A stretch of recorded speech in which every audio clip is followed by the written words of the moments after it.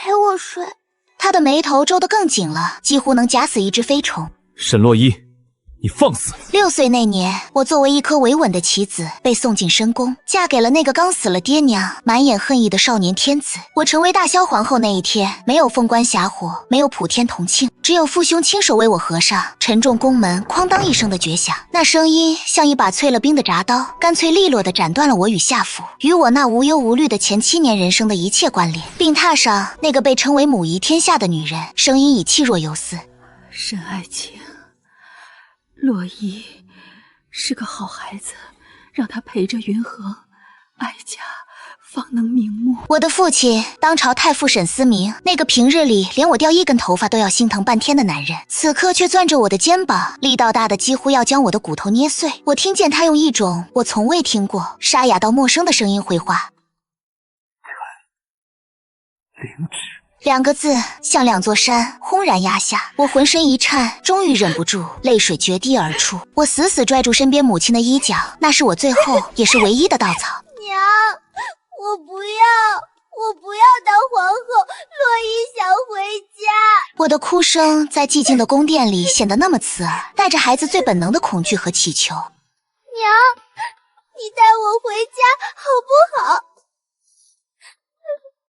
母亲没有说话，只是抱着我，身体抖得比我还厉害。我能感觉到有滚烫的液体滴落在我的发间，是母亲的眼泪。先皇后最后一口气散去的时候，整个坤宁宫哭声震天。那一刻，我懂了，从今往后，这座4方宫墙不是我的家，是我的笼。成为皇后的第1个夜晚，我差点被一张龙凤呈祥的拔步床给活活吞了。真的，这凤仪宫什么都好，就是太大了，大的空旷，大的没有人气。我缩在床最里侧的角落，用织巾紧被将自己裹成一个茧，可还是觉得冷，冷气从4面8方渗进来，钻进我的骨头缝里。我不敢哭出声，死死咬着嘴唇，把小声的呜咽吞回肚子里。娘亲说过，在宫里眼泪是最不值钱的东西，尤其是在人前。可是当一阵冷风吹过，把窗棂吹得吱呀作响时，我还是没忍住，一滴眼泪砸在了冰凉的丝绸枕上，晕开一小片深色的水渍。一滴就有第2滴，寂静把我的啜泣声放大了无数倍，在空旷的殿宇里回荡，听起来根本不像我自己的声音，倒像是有另一个看不见的东西在陪着我一起哭。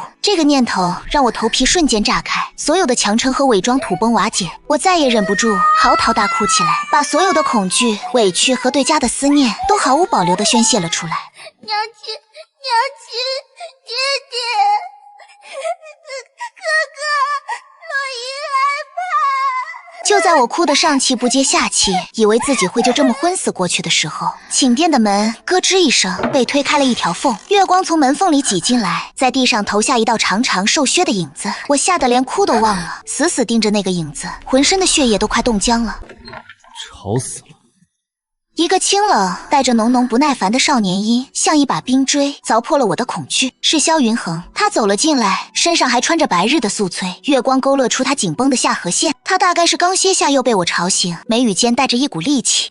3更半夜不睡觉，哭什么哭？想把那些不干净的东西都招来吗？他的话很难听，可我看见他就像是溺水的人抓住了唯一的浮木。我连滚带爬的从床上翻下来，鞋都来不及穿，赤着脚扑过去，一把抱住他的腿，将眼泪鼻涕毫无顾忌的全蹭在了他华贵的衣袍上。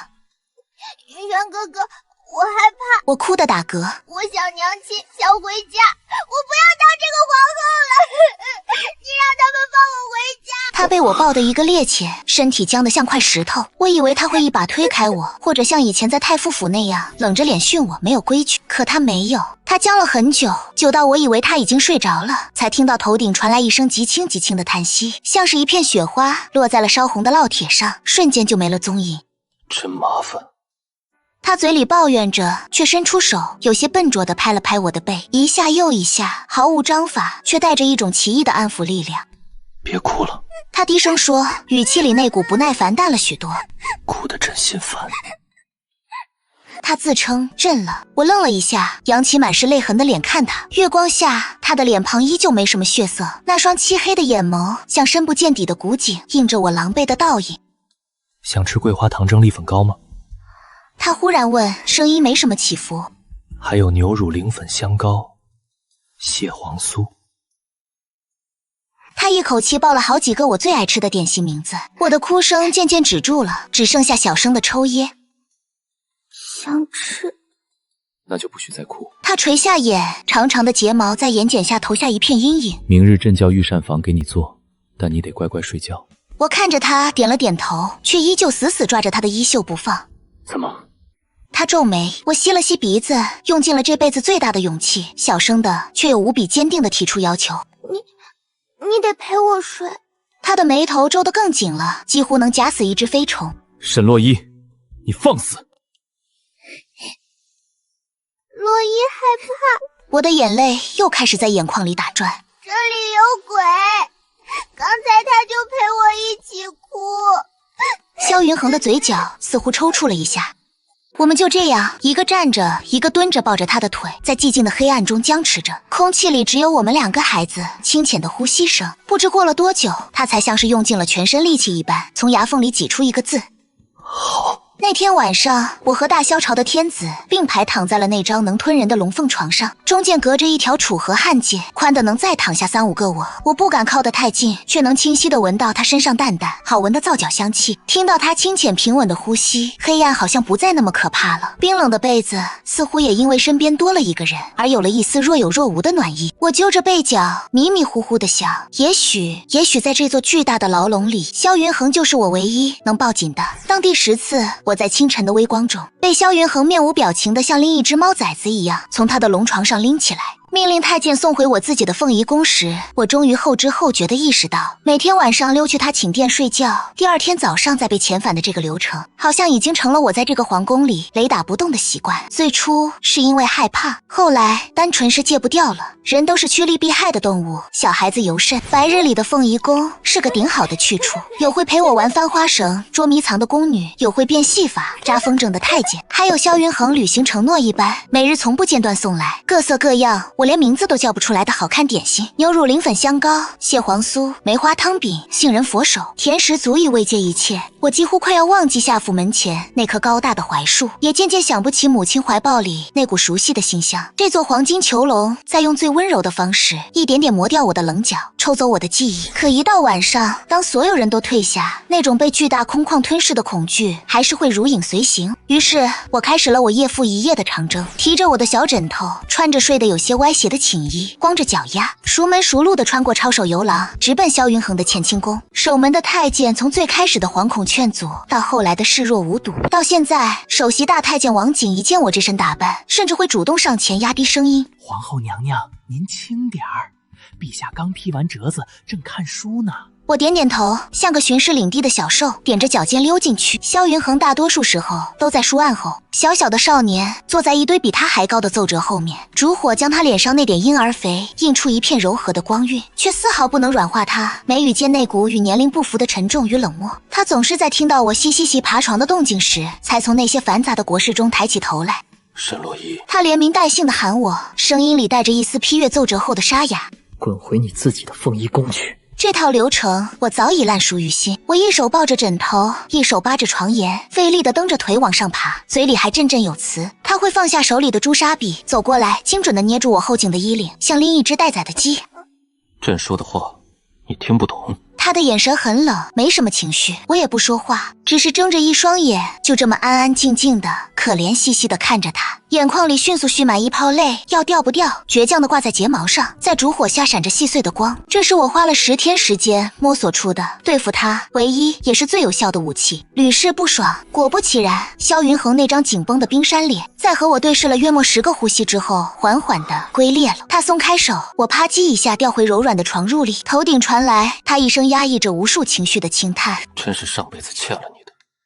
他丢下这句话，便转身回到书案后，继续与那些枯燥的文字缠斗。我就抱着我的小枕头，心满意足的在他床榻的里侧躺下，蜷缩成一团，闻着被褥上他身上那股淡淡的皂角清香，听着不远处他笔尖划过纸张的沙沙声，心里就觉得无比的安稳。有时候我睡着了，会下意识的往他那边蹭。有一次半梦半醒间，我感觉他似乎批完了折子，在我身边躺下，我习惯性的滚过去，脑袋枕在了他的胳膊上。我感觉他的身体僵了一下，然后一只带着薄茧的手轻轻地落在了我的头上。黑暗中，我听到他用一种近乎呢喃我从未听过的复杂语气，低声说了一句：小丫头，快点长大吧。我14岁生辰那天，萧云恒送我的礼物是整座京城的人间烟火。想吃那个。我指着路边小贩高高竖起的草把上那一串串红的发亮、裹着晶莹糖衣的冰糖葫芦，激动得差点跳起来。萧云恒负手跟在我身后，穿着一身洗得发白的月白布衣，褪去了龙袍的威仪，像个清俊的书生。他嘴角噙着一抹连他自己都没察觉到的笑意，眼里的宠溺几乎要溢出来。这是7年来我第一次踏出宫墙，鼻尖萦绕的不再是御花园里名贵花卉精致的芬芳，而是炒栗子的焦香，炸油条的油香，胭脂水粉的甜香，各种味道混杂在一起，乱糟糟的，却鲜活的让人想哭。我像一只刚从笼子里放出来的鸟，看什么都新奇，拉着萧云恒的手在人群里钻来钻去。你看那个面人架，捏得好像你。云恒，那个杂耍的会喷火。云恒，你看天边那朵云，像不像一只打滚的小狗？我晃着他的手，仰头问他，无奈又纵容地笑了。你这小丫头，出了宫，怕是连天上的窟窿都觉得是稀罕的。他嘴上嫌弃，却任劳任怨地跟在我身后，掏空了身上所有的碎银子，为我买下单薄的剪纸、丑兮兮的泥人和一怀抱几乎要拿不下的零嘴。夕阳西下，我们满载而归。我嘴里叼着一根麦芽糖，含糊不清地跟他讲着宫里发生的趣事。他安静地听着，偶尔应一声。回宫的马车穿过一条僻静的巷道，我的话音刚落，车厢外传来一声利器划破空气、尖锐的呼啸，那声音像死神的口哨。我甚至还没来得及反应，身边的萧云恒脸色骤变，几乎是凭着本能，一把将我死死按在怀里，用他的整个身体将我覆盖住。一声闷响，像是利刃刺入拜阁。我感觉到他抱着我的身体猛地一僵，随即是一声压抑到极致的闷哼。车厢外瞬间传来侍卫的暴喝与刀剑相击的巨响，我什么都看不见，只能闻到一股温热腥甜的铁锈味，迅速在鼻端弥漫开来。是血，是萧云恒的血。我吓得魂飞魄散，挣扎着想抬头，却被他用不容置喙的力道死死摁住。别动！他的声音就在我耳边，因为剧痛而带上了几分板哑和颤抖。别怕。他还在安慰我，直到厮杀声平息，我才被他松开。他肩头那片月白色的布料已经被血染透，映开一朵触目惊心、妖冶的红梅。一只黑色的剑羽正随着他的呼吸微微颤抖，他的脸白得像一张纸。那一刻，我的世界寂静无声。乾清宫乱成了一锅粥，太医跪了一地，为首的张太医满头大汗，哆哆嗦嗦地禀报：皇后娘娘安心，陛下福泽深厚，龙体康健，此乃皮外之伤，只需好生将养，不出半月便可。直接说！我盯着他，声音是我自己都陌生的冰冷和尖利。到底严不严重？张太医被我吼得一哆嗦，不敢再掉书袋。回娘娘，剑上有毒，幸而毒性不烈，微臣已为陛下清桑服药，只是陛下中了毒，今夜若是能醒过来，便无大碍了。我挥退了所有人，一个人守在他的龙床边。这是我这么仔细地看他，睡着的他没有了平日的冷漠和威严，长而密的睫毛在眼下投出一片脆弱的轻盈，嘴唇因为失血而毫无颜色。他不再是那个高高在上的君王，只是我的云恒，那个会在我怕黑时陪我，会为我买糖人，会在危险来临时毫不犹豫挡在我身前的萧云恒。我的心脏像是被一只手狠狠攥住，疼得快要无法呼吸。后半夜，宫女端了熬好的汤药进来，可她双唇紧闭，根本喂不进去。娘娘，这可怎么办呀？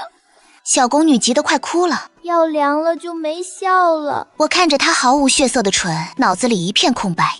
我只知道，不能让她有事，绝对不能。我端过药碗，在宫女震惊的目光中，将那碗黑漆漆、苦涩无比的药汁一饮而尽。然后我俯下身，对准那冰凉的嘴唇附了上去。萧云恒醒来时，看到的就是我趴在他床边，脸上还挂着未干的泪痕。他动了动，似乎想抬手，却牵动了伤口，倒抽一口冷气。我立刻惊醒，紧张地凑过去。你醒了？他看着我哭得红肿的眼睛，苍白的脸上竟扯出一丝虚弱的笑意。小丫头，也知道替朕担心了。我吸了吸鼻子，不敢碰他，只能伸出手指，小心翼翼地隔空抚过他包扎着厚厚纱布的肩膀。还疼不疼了？我的声音带着浓重的鼻音，又快要哭了。他看着我，眼神里有一种我看不懂的幽深情绪在翻涌。他轻轻咳了一声，有些不自然地偏过头，我却眼尖地发现他白玉般的耳根不知何时已经烧起了一片波红。你当时怎么那么傻？他低声问，声音沙哑。不知道躲开。我凑近他，直直地望进他那双比夜色更深沉的眼眸里。我躲开了，你怎么办？一字一句用尽了我所有的认真和后怕。这个冬天来得特别早，而预示着我安稳日子即将结束的不是第一场雪，而是宣国公夫人的那杯请安茶。娘娘，再过1月，您便要行及笄之礼，是真正的大人了。宣国公夫人端坐在我下手，笑得端庄又得体，语气温婉的像是在闲话家常。这后宫终究不能这般冷清，替皇家开疆严祀，充盈后宫，是您作为皇后首要的贤德。她带来的梅花开得极好，每一朵都像是精心雕琢过的，如她说的每一句话都完美的让人挑不出一丝错处。可我端着茶杯，却觉得那温热的茶水顺着喉咙一路凉到了心底。接连几天，萧云恒从前朝回来时，脸色都不太好看。我听王景偷偷说，朝堂上那些白胡子的老头子们最近跟疯了似的，雪片一样的折子往上递，中心思想只有一个：陛下，是时候广纳后妃，为皇室绵延子嗣了。有个头铁的御史，甚至在朝堂上以死相见，被萧云恒当场罢了官，拖了出去。这天晚上，我去乾清宫时，他正在灯下批阅奏折。我将从园子里新折的红梅插进他书案上的白玉樽里，学着宣国公夫人那副贤良淑德的口吻：“云禾，你也别太怪那些大臣了，他们也是为了大萧江山，想让你早点有自己的孩子。”笔尖在纸上划出一道刺耳的难看痕迹，萧云恒啪的一声割下朱砂笔，靠在椅背上，就那么面无表情地看着我。他的目光很静，却像带着钩子，能把我心里所有藏着掖着的念头全都勾出来，摊在光天化日之下。谁教你的这番话？他一开口，我就知道我搞砸了。我心虚地绞着衣角，不敢看他的眼睛。是宣国公夫人，她说身为皇后应该大度。他重复着这个词，尾音拖得长长的，带着一丝危险的冷意。他站起身，一步步朝我走来，属于他那股混着墨香和龙涎香的熟悉气息将我笼罩，压迫感十足。我紧张地攥紧了手心，可他却没有训斥我，他只是伸出手，一把将我拽进怀里，让我坐在他的腿上，下巴轻轻搁在我的肩窝。洛伊，他叫我的名字，声音温柔的像是在哄一个闹脾气的孩子。我问你一件事，你要老老实实的回答我。如果……他顿了顿，温热的呼吸喷在我的耳廓，痒痒的。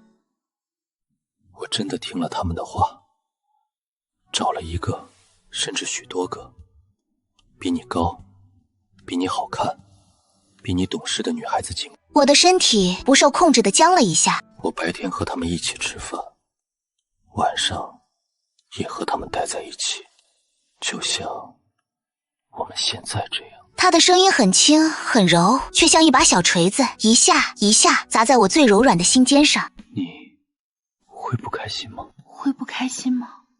我的脑子里瞬间乱成了一团麻。我想起了宣国公夫人那张标准的笑脸，想起了贤德皇后那些沉甸甸的词。我应该点头，应该说臣妾不敢，应该说此乃臣妾分内之事。可是我也想起了无数个电闪雷鸣的雨夜，是他把我紧紧搂在怀里，捂住我的耳朵。想起了我生病喝不下药时，是他尝遍了御膳房所有的秘诀，只为给我寻一颗最甜的。想起了这7年来，我早已习惯了枕边有他的呼吸，习惯了睡梦中能蹭到一片温暖的胸膛。如果那片温暖属于了别人，如果打雷下雨的时候他不在我身边，如果我半夜做噩梦惊醒，伸手摸到的是一片冰冷的空气，那我该怎么办？我认真的、严肃的、用尽了全身力气的摇了摇头。不开心。我抬起头，迎上他深邃的目光，带着一丝连我自己都没发现的委屈和鼻音。我会非常非常不开心。我又小声的补充了一句，像怕他听不懂似的。那我怕打雷，怕下雨，睡不着的时候怎么办？他笑了，像是冬雪初霁，冰河解冻，那笑容里是如释重负，是得偿所愿，是满满快要溢出来的愉悦。他伸出手，轻轻抚摸着我的长发，像是在安抚一只差点被人骗走、炸了毛的小兽。那不就得了？他的声音里带着一丝女族的沙哑，凑到我耳边，用只有我们2个人能听到的音量，一字一句的警告道：所以以后不许再说这种傻话了，不然真的会生气。当那顶沉重的几乎能压断我脖子的9凤朝阳金冠稳稳地安放在我的发髻上时，我感受到的不是母仪天下的荣耀，而是整个大萧江山，连同我未来全部的人生轰然压下的重量。镜中的少女，凤眸阴唇，一身繁复厚重的朱红宅衣，层层叠叠的刺金绣凤，华贵的让人喘不过气。可那张被凤冠的阴影笼罩着的脸，却白得没有一丝血色。我像个被精美丝线操控的木偶，被工人簇拥着，一步一步走过漫长的公道，踏上通往太和殿的99级白玉阶。阶梯尽头，那个身着12张文冕服的挺拔身影，便是我此生的终点与归宿。萧云恒，他站在那里，头戴平天冠，12代的玉珠垂下，遮住了他大半神情，却遮不住他那双穿透了底下文武百官，穿透了喧天的礼乐，死死锁在我身上的漆黑眼眸。礼制规定，帝后大婚需由帝王在殿前相迎，皇后独自拾级而上，以示对君权的敬畏。可就在我踩上最后一级台阶，因体力不支，眼前阵阵发黑而微微晃神的那一瞬间，他朝我伸出了手，那只骨节分明，曾为我宣穆冤，曾为我拭去泪痕的手，就这样在文武百官、天下使臣的注视下递到了我的面前。我听到了身后礼官倒抽冷气的惊呼，首席大太监王景的脸色唰的一下白了，嘴唇哆嗦着：“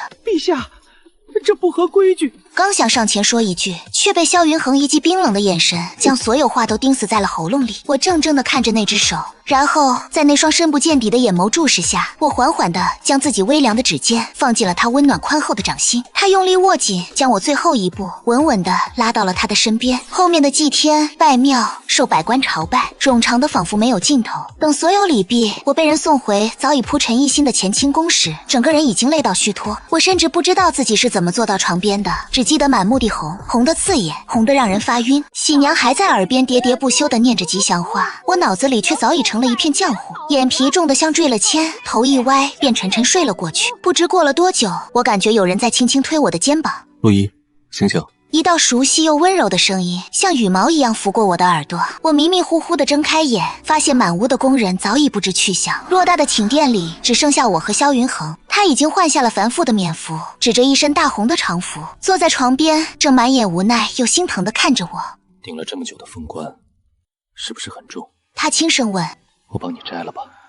我这才感觉到我的脖子早已僵硬酸痛的不像是自己的了。我委屈巴巴地看着他，摊开手脚，像一只翻了壳的乌龟。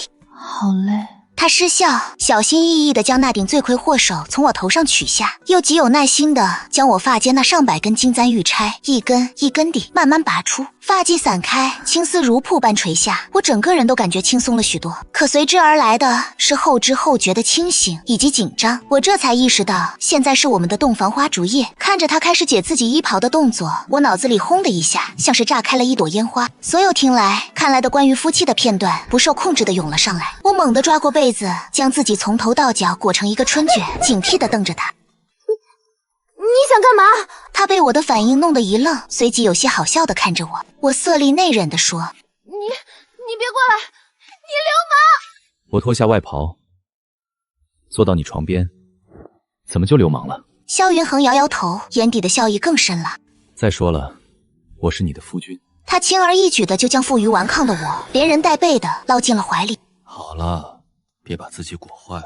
他将我散下来的一缕碎发别到耳后，动作轻柔的不可思议。他低下头，凑到我耳边，那双总是深不见底的黑眸里，此刻盛满了烛火的暖光和我小小惊慌的倒影。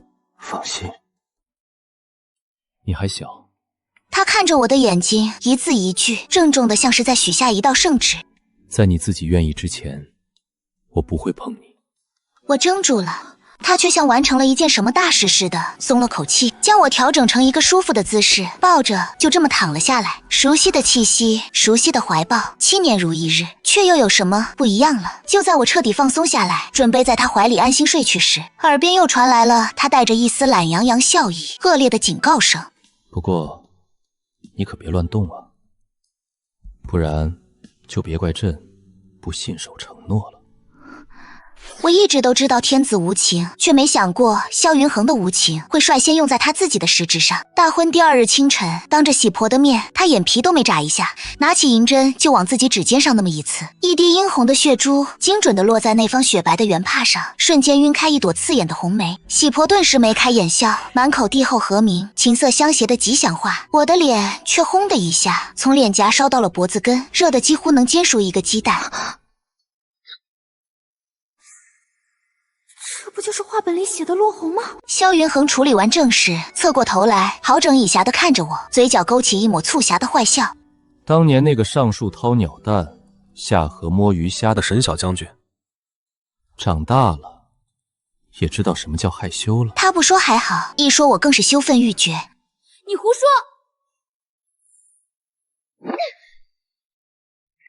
我抓起一个枕头就朝他砸过去，然后连滚带爬地逃进了内殿，不敢再看他一眼。按照宫中规矩，帝后大婚3日后，若无君王特诏，皇后便需搬回自己的凤仪宫居住，以示6宫之主的气度。我自觉已经是个大人了，不能再像以前那样不懂事。于是这天晚上，我主动且是大体的回到了凤仪宫。宫殿还是那个宫殿，富丽堂皇，一应俱全。不知为什么，躺在那张曾经让我觉得大得可怕的床上，我却翻来覆去，怎么也睡不着。心是空的，耳边少了那人清浅平稳的呼吸声和翻动书页的沙沙声，鼻端闻不到那股熟悉能让我安心的墨香与檀香味，就连被子好像都比乾清宫的要冷硬几分。好冷清啊！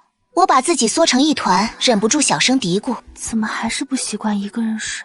话音刚落，砰的一声巨响，寝殿的大门像是被一股巨力从外面狠狠踹开，重重地撞在墙上。我吓得一个机灵，猛地坐了起来。只见萧云恒穿着一身长衫，长发竖起，就那么黑着一张脸，带着一身风雪的寒气站在门口。他的眼神像是要把我生吞活剥了。他一步一步走进来，每一步都像是踩在我的心尖上，声音冷得能掉出冰渣子。你在这儿干什么？我被他这副样子吓得有点懵，下意识地答道：睡觉啊。睡觉。他走到床边冷笑一声，然后毫无预兆的一把掀开我的被子，拽着我的手腕就将我从床上拖了起来，力道之大让我觉得我的手骨都快碎了。沈洛伊，你什么时候长的本事，学会一个人睡了？他几乎是咬牙切齿的低吼。谁给你的胆子？我彻底傻了，呆呆地看着他。我不是在遵守规矩吗？他生这么大气干什么？可他根本不给我思考的机会，直接将我打横抱起，转身就往外走。从今天起，你就给朕老老实实的住在乾清宫。他一边走一边用那双喷火的眼睛瞪着我，语气霸道的不容一丝一辩驳。朕的寝殿才是你的归处，听见了没有？我被他抱在怀里，感受着他因怒气而剧烈起伏的胸膛和那双铁钳般的手臂，脑子里乱糟糟的，却鬼使神差的点了点头。他大步流星的将我抱回了我们熟悉的那张床上，用被子将我严严实实的一裹，然后才在我身边躺下，却依旧气得不轻。黑暗中，我听到他似乎是觉得还不解气，又愤愤的对着我这个罪魁祸首低声骂了一句：你这块木头。在我沉入湖底，被冰冷的水草缠住脚踝的那一刻，我透过那片浑浊的碧绿看到的最后一幕是荷叶的背面，那上面纵横交错的脉络，像一张通往幽冥地府的绝望的地图。事情的起因不过是御花园太液池里新来的那对据说通体赤金、见之好运的锦鲤。娘娘，您别再往里滑了！小宫女翠儿在岸边急得直跺脚。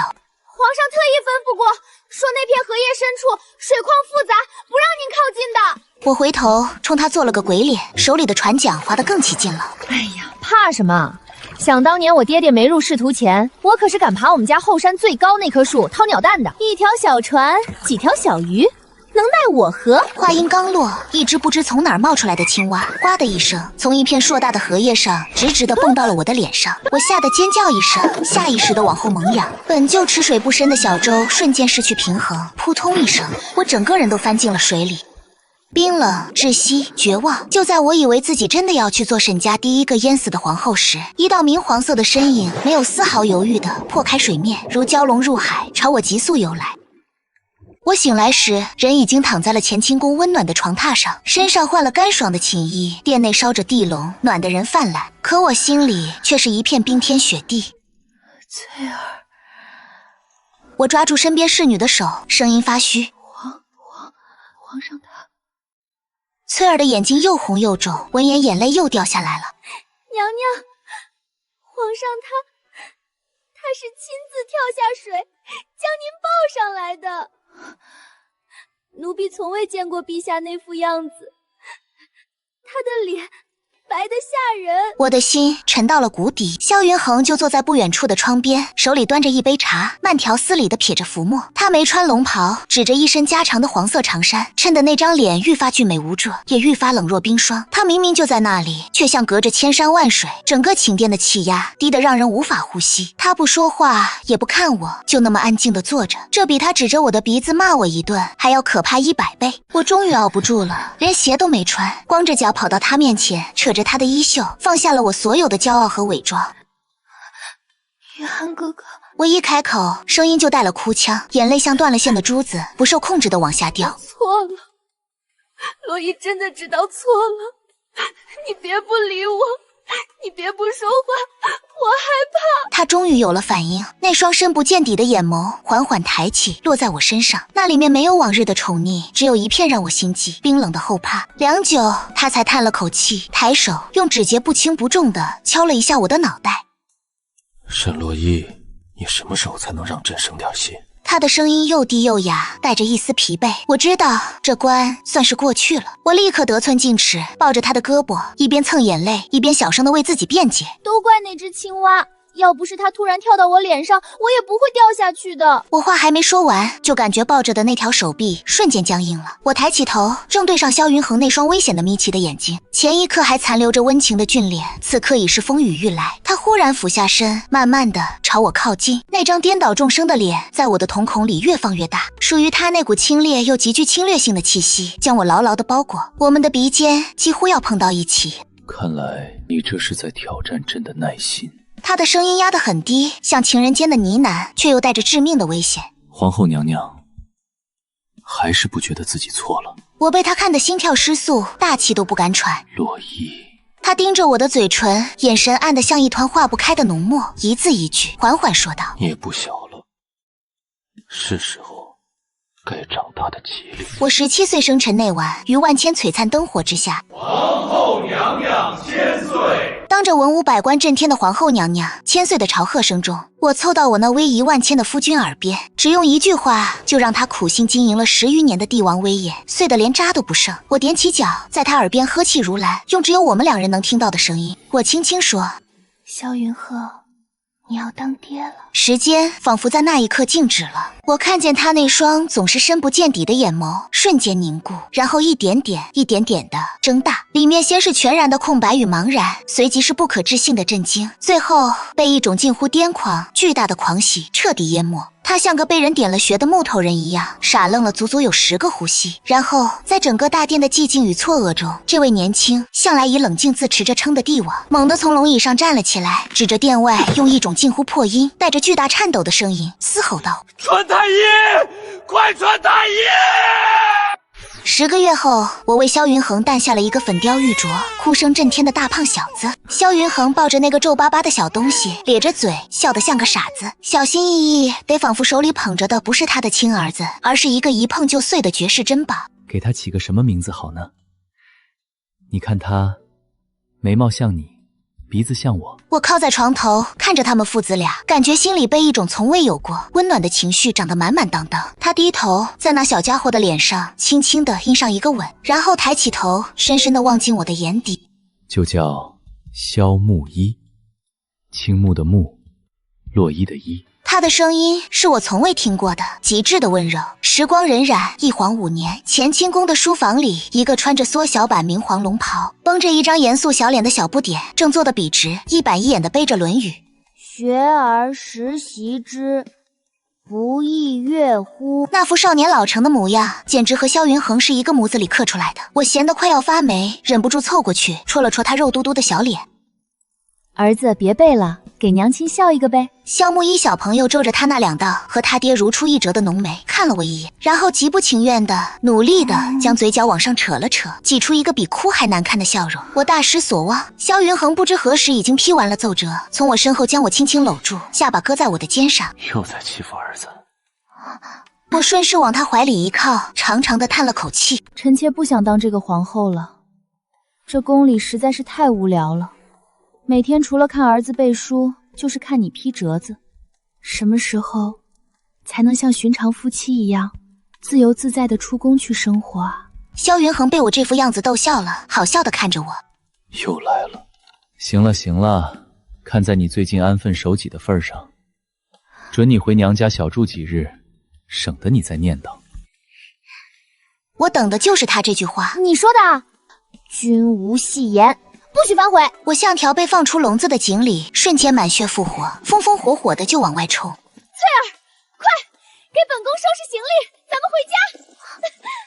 萧云恒看着我火烧火燎的背影，无奈又宠溺的摇了摇头。皇后，这是怎么了？他端起茶杯，随意的问向还留在店内一脸茫然的翠儿。这么着急忙慌的？翠儿想了想，有些不确定的答道：许是娘娘想把好消息快点告诉沈大人和沈夫人吧。萧云恒下了口茶。什么好消息？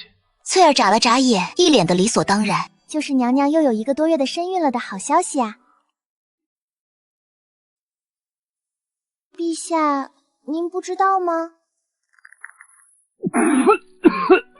一口御茶尽数喷出，大萧朝最尊贵的君王，在短暂的死寂后，俊脸瞬间涨得通红，不知是气的还是呛的。下一秒，一声响彻整个乾清宫，气急败坏的咆哮冲天而起。沈洛伊，你给朕滚回来！这声狮子吼穿透了乾清宫的琉璃瓦，震得整个皇城根儿的麻雀都抖了3抖。我一只脚刚跨出店门，另一只脚还在门槛里，整个人像是被施了定身法，僵硬的回过头，只见大萧朝最尊贵的年轻帝王，连龙袍的下摆都顾不上撩，3步并作2步的冲了出来。那张平日里泰山崩于前而色不变的俊脸，此刻煞白煞白的，眼睛瞪得像铜铃，活像见了鬼。跑跑跑！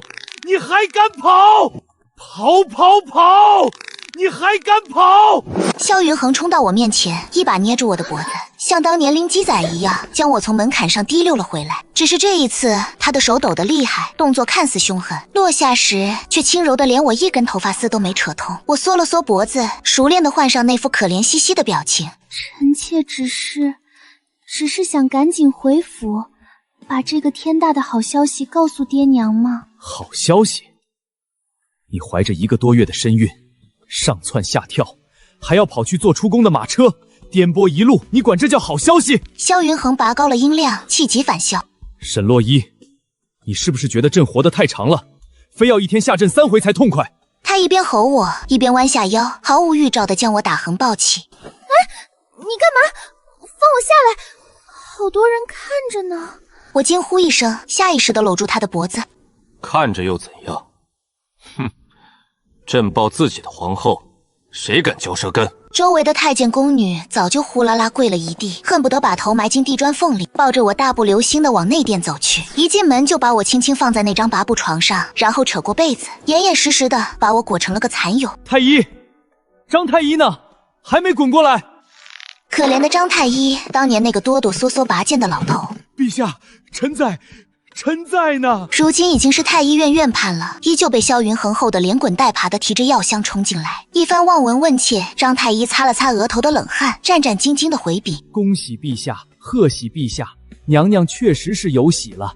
脉象虽还有些浅，但母体康健，并无大碍，只是头3个月切忌剧烈动作，须得静养。听见没有？萧云恒猛地转头瞪我，眼神凶狠，眼眶却可疑地红了一圈。切忌剧烈动作！你刚才还准备跑，还准备跳！张太医极有眼力劲儿地退下了，寝殿里只剩下我们俩。萧云恒坐在床边，看着裹成蚕蛹的我，胸膛还在剧烈的起伏。他深吸了好几口气，才勉强压下狂跳的心脏，伸出手，有些颤抖地附上我尚且平坦的小腹。洛伊。他的声音忽然就软了下来，带上了一丝不可思议的暗哑。我们又有孩子了。我看着他从暴怒瞬间切换到柔情似水，心里那点心虚也烟消云散了。我从被子里挣扎出2只手，反握住他的手背，轻轻点了点头。云鹤，你要当2个孩子的爹了。他忽然俯下身，把脸埋在我的颈窝里，我感觉到有温热的液体悄无声息地淋湿了我的衣襟。你这个没良心的小骗子！他闷闷的声音传来，带着后怕的轻颤。当年怀木一的时候，你也是这样吓我。你知不知道，刚才翠儿说你怀孕了还往外跑，我的心跳都快停了。我轻轻拍着她的背，像当年她安抚那个在雷雨夜哭泣的7岁女孩一样。好啦好啦，我错啦，以后我都乖乖的，哪儿也不去，就在钱宫里祸害你，好不好？他抬起头，眼角还有些微红，却恶狠狠地咬了一下我的鼻尖。你敢祸害别人试试？事实证明，我还是低估了萧云恒的孕期恐慌症。怀木一那会儿，他虽然紧张，但毕竟还要顾及朝政，偶尔还能让我钻个空子偷吃2块蟹黄酥。可这一次，他简直丧心病狂。王锦，把这盘梅花汤饼撤了，太甜，太医说了要控糖。翠儿，把娘娘的绣花针收起来，万一扎到手惊了胎气怎么办？还有你。萧云恒指着正抱着小木剑在店里哼哼哈嘿乱挥的萧木一，去院子里练，别吵到你母后休息。萧木一小朋友今年5岁，正是狗嫌猫增的年纪。他停下挥剑的动作，皱着那2道和他爹一模一样的浓眉，大大的眼睛里写满了大大的疑惑。他迈着小短腿跑到床边，趴在床沿上，肉乎嘟嘟的小脸凑近我。母后，父皇最近是不是吃错药了？为什么他不仅不让儿臣在店里玩，连儿臣最爱吃的牛奶磷粉香膏都不给母后送了？我叹了口气，捏了捏儿子的胖脸。因为母后肚子里现在住着一个小怪兽，你父皇怕我们吵到他。木一的眼睛亮了。小怪兽？会喷火的那种吗？那他出来以后，儿臣能用木剑和他决斗吗？我哭笑不得。大概是不行的。木一，过来。萧云恒劈完了一沓折子，走过来将儿子一把拎起，抱在膝盖上。不是小怪兽，是你母后肚子里有了你的弟弟或者妹妹。木一歪着头想了想，似乎在努力理解这个词。妹妹，就像大皇叔家的那个动不动就哭，还会抢儿臣糖葫芦的妹妹。你未来的妹妹，那是大萧朝最尊贵的长公主，怎么会抢你的糖葫芦？